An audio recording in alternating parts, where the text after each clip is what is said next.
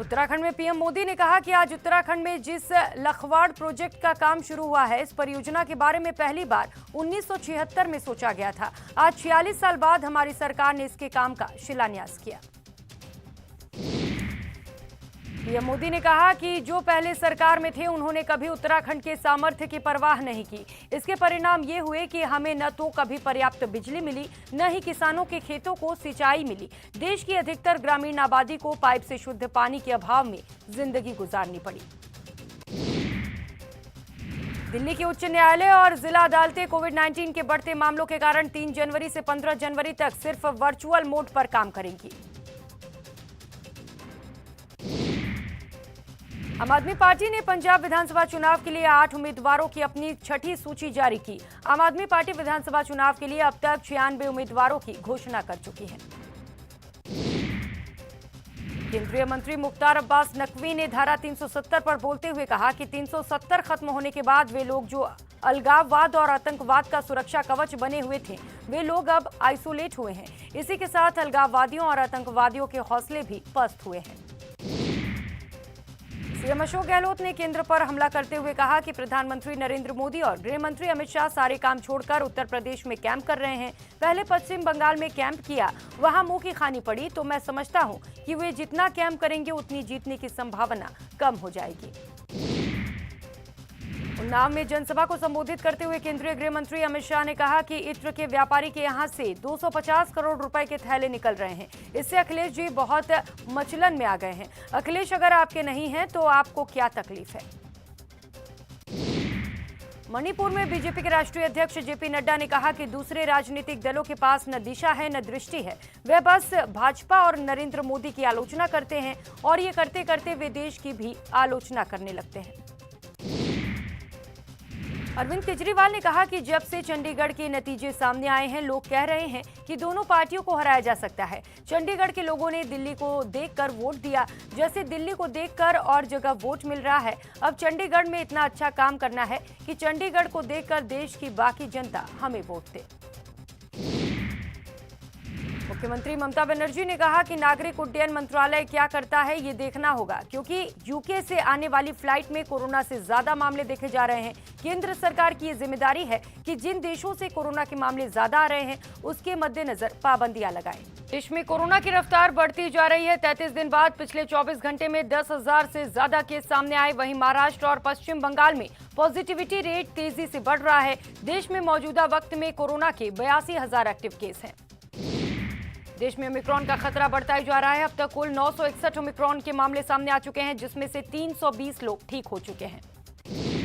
राजधानी दिल्ली में सबसे ज्यादा ओमिक्रॉन के मामले सामने आए हैं। दिल्ली में अब तक 263 मामले सामने आए हैं। वहीं दूसरे नंबर पर महाराष्ट्र और तीसरे नंबर पर गुजरात और चौथे नंबर पर राजस्थान है, जहां 69 मरीजों में पुष्टि हुई है।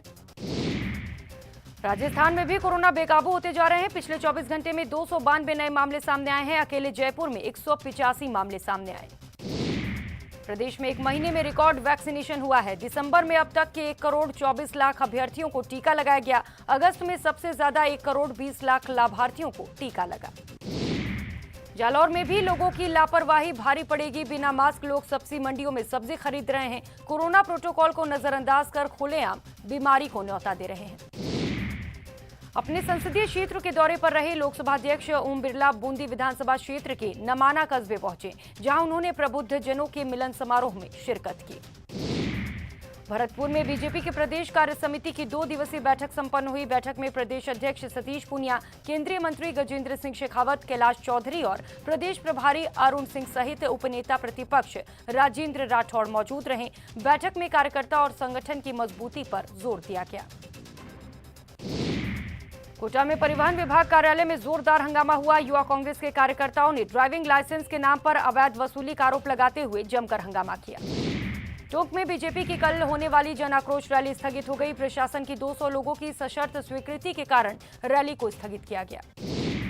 कोटा रेल प्रशासन ने कोटा नागदा रेलखंड में 4 रेलगाड़ियों के 3 रेलवे स्टेशन पर ठहराव देने का निर्णय लिया है। इसमें नागदा कोटा नागदा स्पेशल को गरोठ में, बांद्रा टर्मिनल गांजीपुर को शामगढ़ और बरौनी जंक्शन बांद्रा टर्मिनल को शामगढ़ में ठहराया जाएगा।